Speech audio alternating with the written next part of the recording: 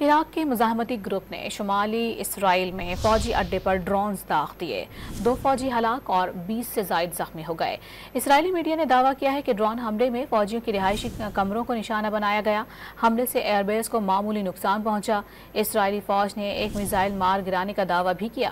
ادھر عراقی مزاحمتی گروپ کی جانب سے بیان میں کہا گیا ہے کہ ان کے جنگجو اسرائیل کے خلاف جدید ڈرونز کا استعمال کرتے ہوئے دشمن کے ٹھکانوں پر اور بھی شدید حملے جاری رکھیں گے۔ عراق کے مزاحمتی گروپ نے شمالی اسرائیل میں فوجی اڈے پر ڈرونز داغ دیے۔ 2 فوجی ہلاک اور 20 سے زائد زخمی ہو گئے۔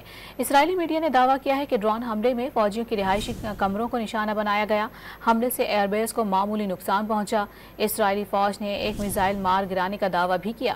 ادھر عراقی مزاحمتی گروپ کی جانب سے بیان میں کہا گیا ہے کہ ان کے جنگجو اسرائیل کے خلاف جدید ڈرونز کا استعمال کرتے ہوئے دشمن کے ٹھکانوں پر اور بھی شدید حملے جاری رکھیں گے۔